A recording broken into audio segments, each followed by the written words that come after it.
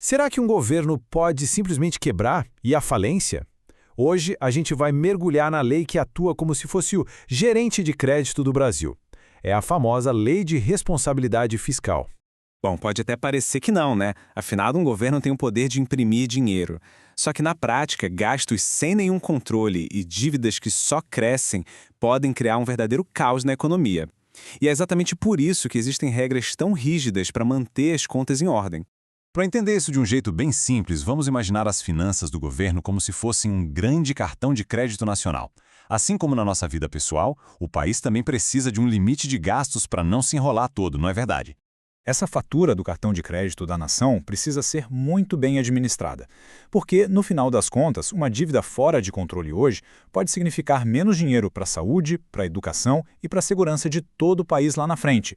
Mas para a gente poder colocar um limite nesse cartão, o primeiro passo é definir direitinho o que conta como dívida. E é aí que entra em campo a Lei de Responsabilidade Fiscal, a ALF, que, olha, é bem específica nesse ponto. O foco da LRF é na chamada dívida pública consolidada. Pense nela como a dívida de longo prazo do governo. São todas aquelas obrigações que vão levar mais de um ano para serem quitadas. É o número principal que mostra o quão comprometido está o futuro financeiro do governo. E aqui tem um detalhe genial, uma verdadeira pegadinha do bem na lei. Empréstimos de curto prazo, aqueles de menos de 12 meses, também entram na conta se o dinheiro estava previsto no orçamento. E por que isso? É simples. É para evitar que os governantes usem truques contábeis para esconder dívidas e fazer parecer que as contas estão melhores do que realmente estão. E para garantir que nenhuma dívida escape, a lei usa um termo super abrangente: operação de crédito. Basicamente, é qualquer jeito que o governo arruma para pegar dinheiro emprestado ou para criar uma obrigação de pagamento no futuro. E a lista é longa, viu? Vai desde coisas óbvias, como empréstimos e linhas de crédito, até outras mais sutis, como comprar um bem de forma parcelada ou até mesmo assumir uma dívida antiga que não estava no papel.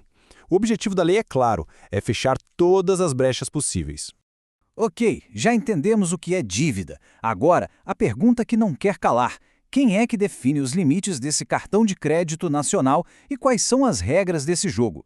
Aqui a gente vê aquele sistema clássico de freios e contrapesos funcionando na prática. O presidente da República propõe os limites, mas, veja bem, ele não tem o poder de decidir tudo sozinho.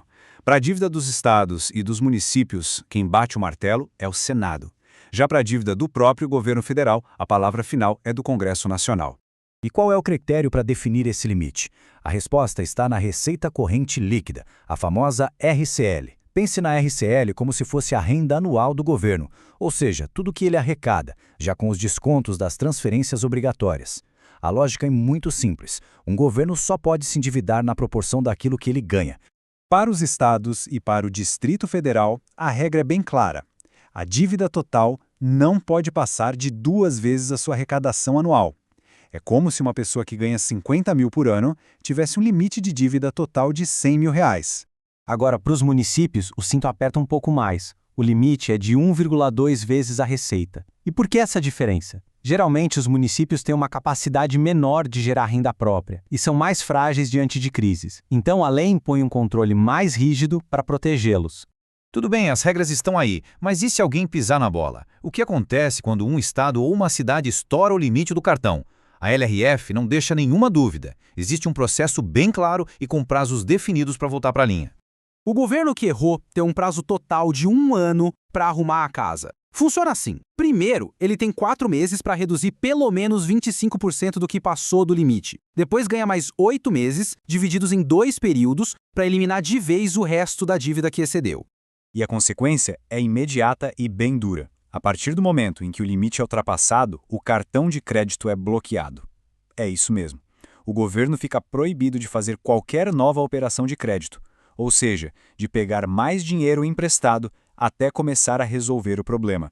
E se mesmo com o cartão bloqueado o prazo não for cumprido, aí vem a punição final, o corte de verbas. O governo federal ou estadual simplesmente para de enviar recursos voluntários, o que pode paralisar obras e serviços públicos muito importantes. É um incentivo bem forte para que todos sigam as regras.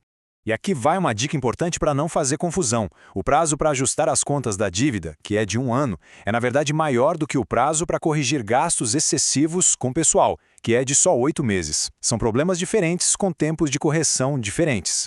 Pode até parecer que estamos falando só de números e de regras, de contabilidade, mas na verdade o que estamos discutindo aqui é a própria base da estabilidade econômica de um país inteiro. É o alicerce onde tudo se apoia. No final do dia, essa tal de responsabilidade fiscal não é sobre planilhas. É sobre criar um ambiente de previsibilidade, de confiança. Com regras claras, os investidores se sentem mais seguros para trazer dinheiro para o país e o governo consegue planejar serviços públicos de qualidade a longo prazo, como hospitais e escolas. E isso tudo nos deixa com a grande questão da economia, né? Como equilibrar a disciplina necessária para ter estabilidade com a flexibilidade para investir no crescimento? Afinal, as regras fiscais são a âncora que impede o barco de afundar ou são as correntes que nos impedem de navegar em direção a um futuro melhor?